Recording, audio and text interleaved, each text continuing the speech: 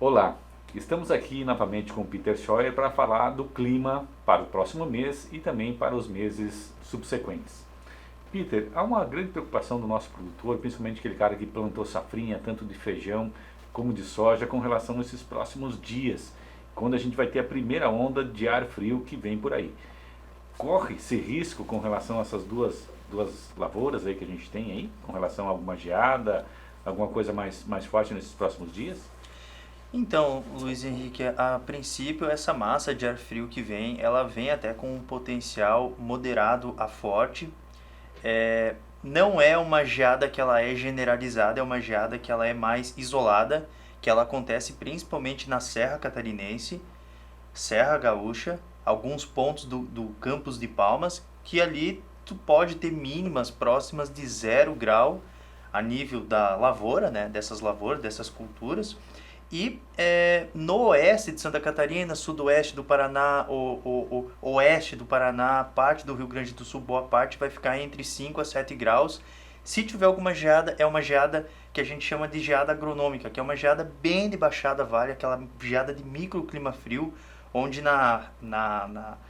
próximo ao nível da lavoura fica com 2, 3 graus, mas nas outras áreas da lavoura, de topo, encosta, fica com 5, 8 graus. Então é uma geada bem isolada. Então a gente pode, o produtor, tirar um pouquinho de descanso aí, né? Não vai precisar ficar muito preocupado com essa situação dessa primeira onda de frio.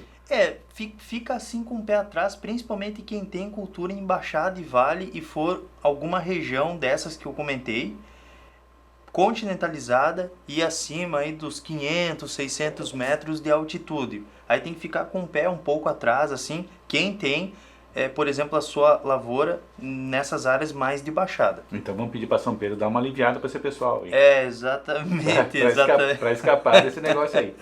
E para frente, Peter, como você vê o nosso inverno aí? Dá pra gente uma tônica assim que você pode passar para todo o nosso produtor, porque inverno é bom. Uhum. Inverno é bom, Sim. ele acaba com praga, ele acaba com Sim. algum mato lá que não consegue ser eliminado. Então, o que pode dizer do inverno para o nosso produtor?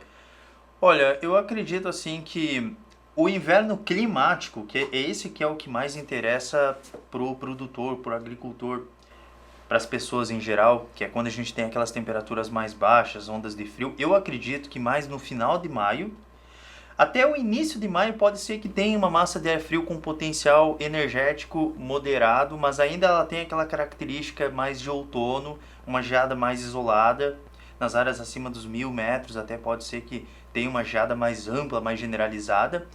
E no final de maio, aí a gente vai ter um período de veranico ali de maio, né? Esse veranico a gente vai ainda analisando, que é quando a gente tem uma anomalia de temperaturas mais altas num espaço de tempo curto, 1, 2 semanas. Vamos viver aquele tempo antigo, quando é que a gente falava assim, agora estamos no verão de maio. Mais ou menos por aí, mais ou menos por aí. Claro que a gente vai analisando bem certinho, porque esses períodos em que a gente tem veranico, um calor fora de época, é o que nós meteorologistas chamamos de bloqueio atmosférico. São períodos de tempo seco, com anomalias de temperaturas positivas, onde você tem maior amplitude térmica, num espaço de 2 semanas, 1 semana ou mais. Depois disso, depois que a primeira frente fria rompeu o bloqueio, daí vem uma polar. Vem 1 ou 2 massas de ar polar assim com potencial energético forte. Então pode ser que no final de maio, início de junho, a gente tenha um frio mais forte, quem sabe uma geada mais ampla. Então é mais ou menos isso que está se desenhando. Com relação, a gente estava comentando com relação à questão do El Niño. Uhum.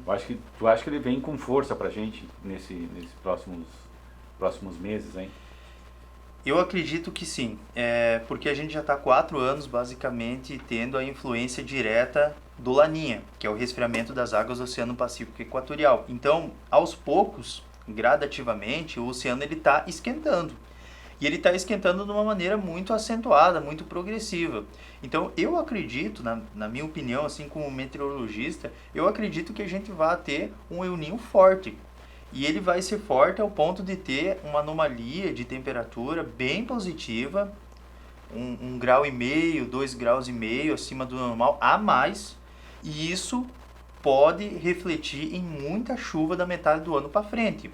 É claro que a primavera é uma época que tem mais chuva, mais incidência de tempestades, mas o inverno também tem. Então, provavelmente que em junho, julho, a gente já possa ter uma chuva próxima ou acima da média, por conta de alguns temporais, algumas transições de instabilidades provenientes da Argentina, do Paraguai, transição de frentes frias, enfim.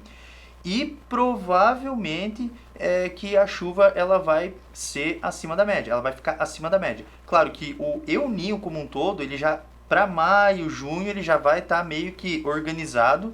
Demora um mês aproximadamente para a atmosfera responder, ter uma resposta desse aquecimento da água, daí depois começa a ter aquele El Niño clássico com muita chuva.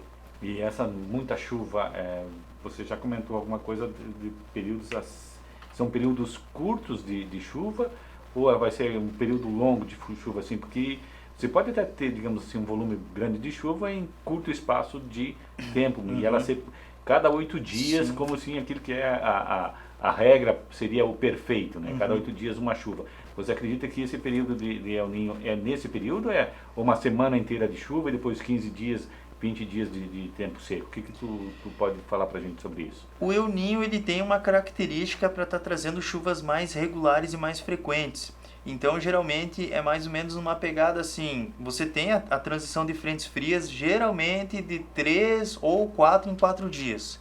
Então, você até pode ter assim um intervalo de 2, 3 dias com tempo seco, até 3 dias, no máximo 4 dias, mas depois não passa disso, já chove.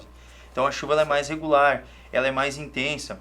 O fluxo de ar quente e úmido proveniente da floresta amazônica, ele fica bem direcionado para a região sul do Brasil, pega também o Mato Grosso do Sul e traz chuvas mais significativas, mais representativas, que muitas vezes podem trazer volumes bem intensos, assim, sei lá, em 3, 4 dias, aí depois dá aquela melhorada, mas não segura muito, já vem outra chuva, sabe?